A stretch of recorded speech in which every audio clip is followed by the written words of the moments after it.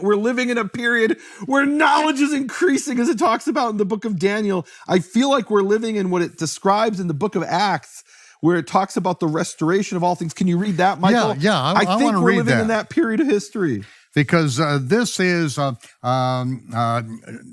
the disciples, and they have just healed the man who is lame. He's at the Nicanor gate, the beautiful gate, and now they're speaking to the people and speaking and saying, the times of refreshing shall come from the presence of Yehovah, and he shall send Yeshua, Messiah, which before was preached unto you, whom the heaven must receive until the times of the restitution or restoration of all things, which God has spoken by the mouth of the holy prophets since the world began. This is a time that was promised. And in Nehemia, why do you see these discoveries? Why are they so important in our time? Because the Jews are looking for the coming of the Messiah. Mm-hmm. Here, these Jews were saying that the heavens must receive the Messiah until the restoration of all things. Right. And we're seeing things restored that we never imagined. The Gentiles could have never have imagined the stuff that's going on right now.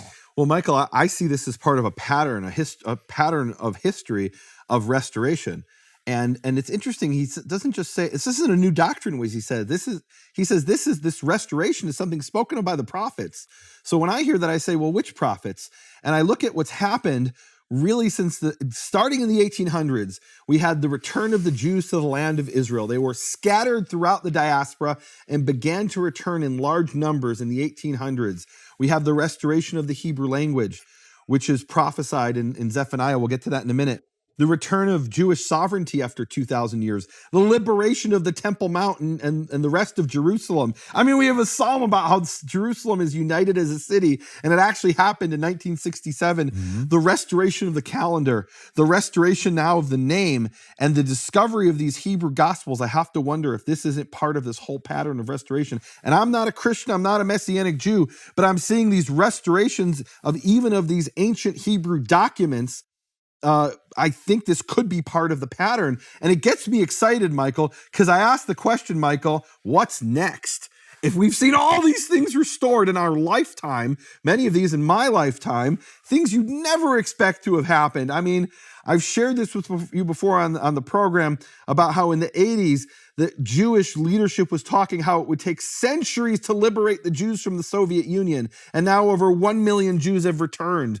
I mean, in the return of the Jews from Ethiopia, we are seeing restoration, people waking up around the world and realizing they've been called to the God of Israel. That's the Isaiah 56 prophecy. Michael, I want to read one prophecy to you. Jeremiah 32:41. This is part of what it's talking about in Acts 3:21. So what's really interesting about this verse, let me read it.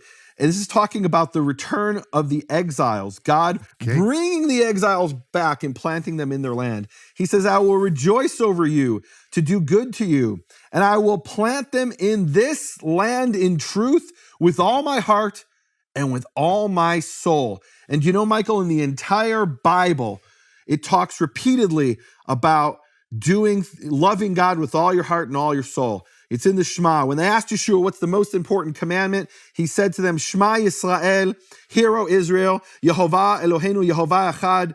Yehovah is our Elohim. Yehovah is one. And then he says, Ve'ahavta et Yehovah Elohecha.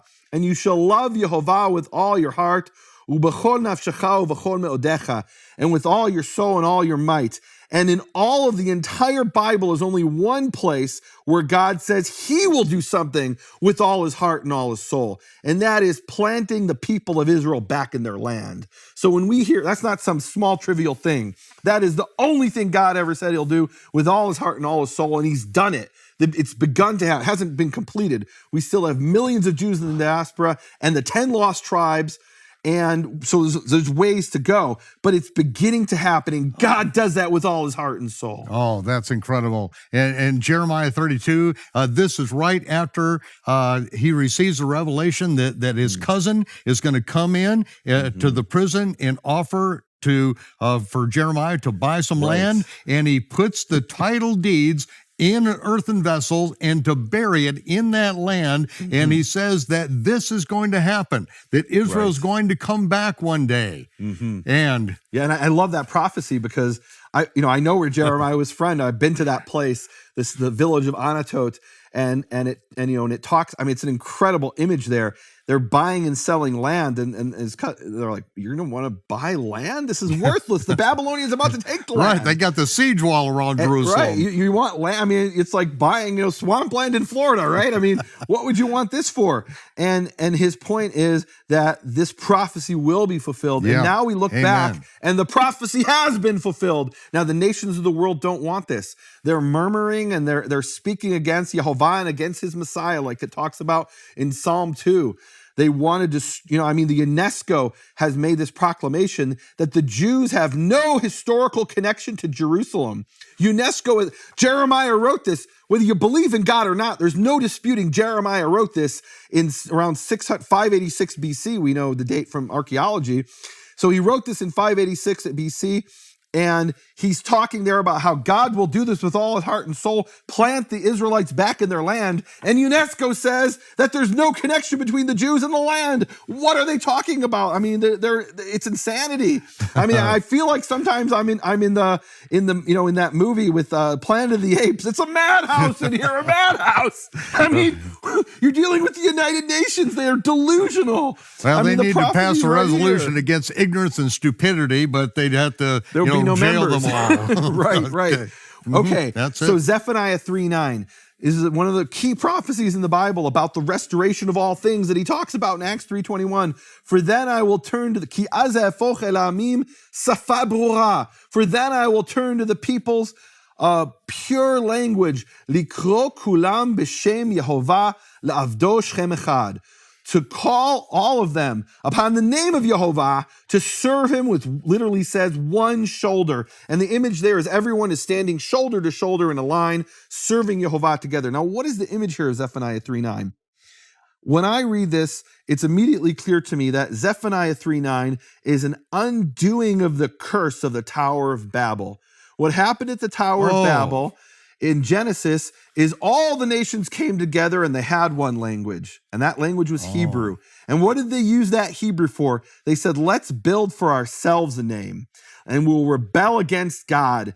And God then scattered them throughout the world and gave them different languages so they couldn't do that. And he's saying that curse will be undone. And in the end times, we'll all come together once again with a single language, with a pure language, that original Hebrew that was the language of creation. All mankind will speak that language once again, not to build for themselves a name, but to call upon the name of Yehovah, to serve him and not themselves, not to build their tower, but to build up the name of Yehovah with one shoulder. Yeah. And we're in the beginning of that process, Michael. This can't happen until first the Jews restore their own language.